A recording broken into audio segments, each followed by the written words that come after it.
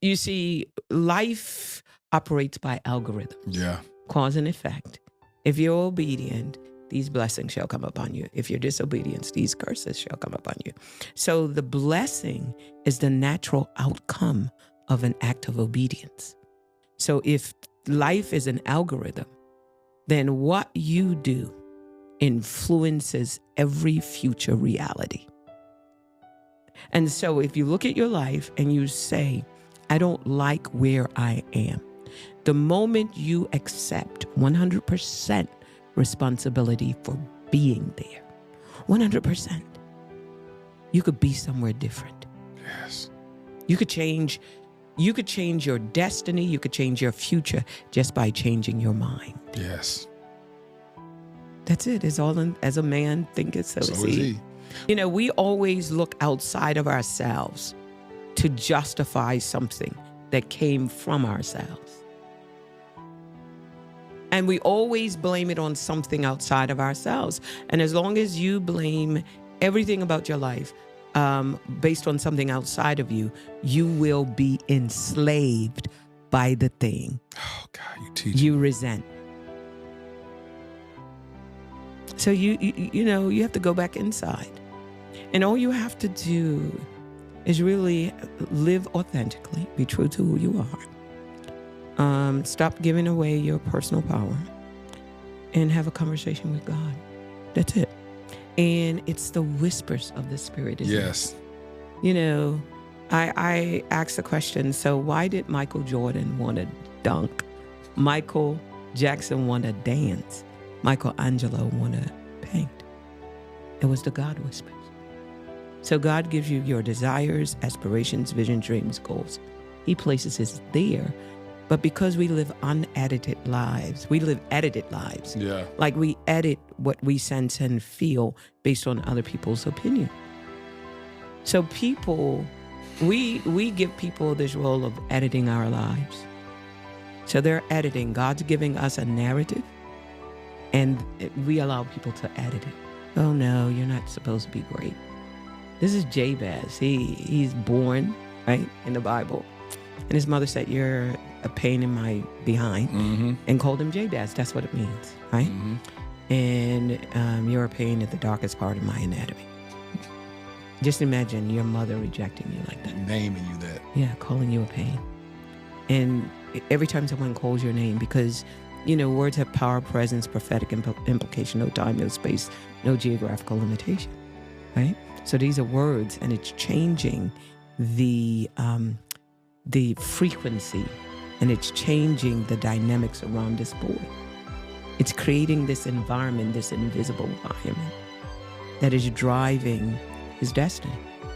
And then he has this conversation with God. God whispers.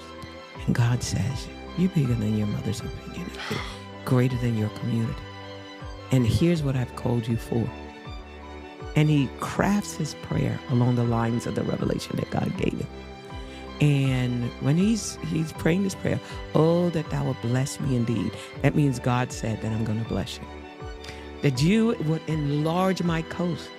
That is, I can remove the lids and limitations from off of my mind. Before you get enlarged in time, you got to be enlarged in your mind. You got to have the ability to think bigger.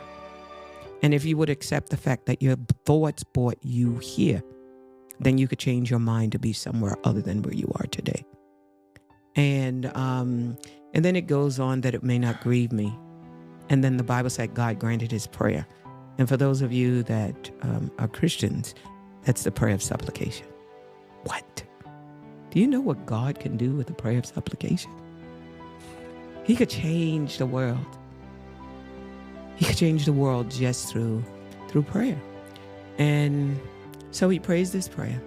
God grants him his prayer or his supplication. And where did he learn how to form that revelation? Is because God uploaded it from his DNA. And the Holy Spirit uploaded it in his mind. And it shows up as maybe a daydream or a desire or a prophetic prompting. And why do we want to do what we do? Why did you build? Why do you have this podcast? Because you had God whisper it in your spirit. Yep. And then it didn't just take faith in God. Faith in God is easy. But Romans said, doth thou have faith in God? Have faith also in thyself. Do you believe, it's really a part of self-worth and self-discipline, self-identity, self-care. And your self-worth asks you a question. Do you believe that you deserve? And then you put the XY in. That's self-worth. Do you deserve that you are worthy enough to be respected and to be treated right and to be honored? And if the answer is no, it means that someone is defying a boundary that you have. Yeah. Because you need, to have self-boundaries, right? Yeah. And if you have boundary violators that are making you feel less than what you should be feeling, or make you feel less than what you should be, you got the wrong people in your life.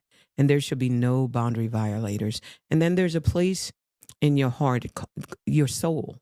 There's a place in your soul that's big enough for two people, you and God. Yeah. And if you bring anyone else into that sacred space called the soul, that sacred place called the soul, you're desecrating your temple. Your temple is not just your body, it's your soul. And that's where you collide with God.